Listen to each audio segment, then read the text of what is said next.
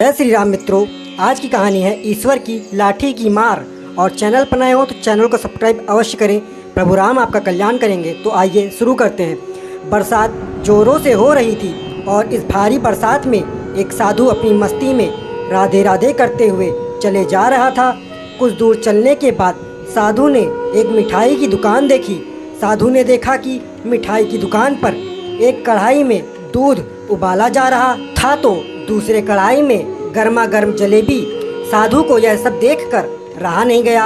शायद उसे भूख भी लगी थी, इसलिए दुकान पर जाकर उसने दुकानदार से जलेबी और दूध पीने की इच्छा जाहिर की। दुकानदार भी नेक था, इसलिए एक दोना में जलेबी और एक गिलास दूध पीने के लिए दे दिया।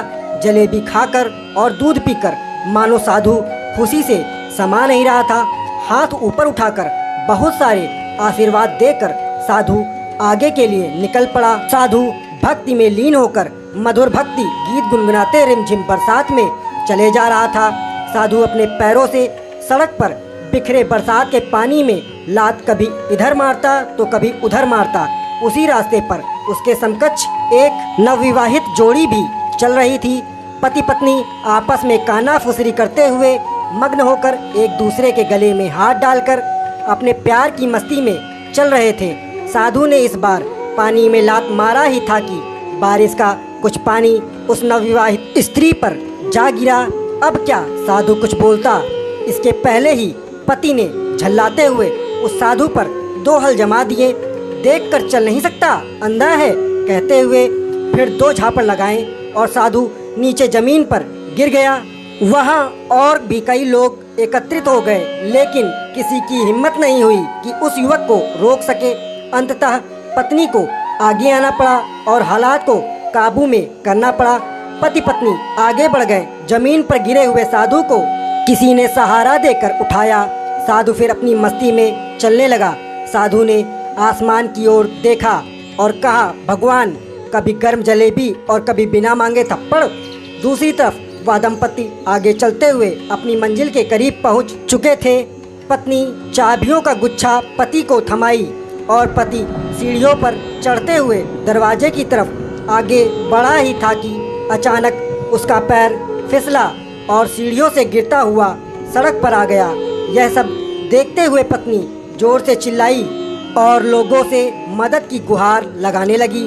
पत्नी की आवाज़ सुनकर आसपास के लोग इकट्ठा हो गए, लेकिन पति को बचा नहीं पाए और उसकी मृत्यु हो गई। पूरा माहौल गर्म हो गया। पत्नी बेहाल होकर गिर गई और पति के वियोग में जोर जोर से विलाप करने लगी। तभी वहां से वह साधु भी गुजर रहा था। जैसे ही लोगों ने साधु को देखा तो आपस में कहने लगे कि जरूर इस साधु का श्राप था, तभी तो यह युवक मरा, वरना क्या कोई सीढ़ी पर गिरने से भी मरता है। लोगों ने तुरंत साधु को रोका और कहा कि तुम कैसे भक्त हो, थोड़ी सी बात पर इस युवक को श्राप दे दिया और यह मर गया।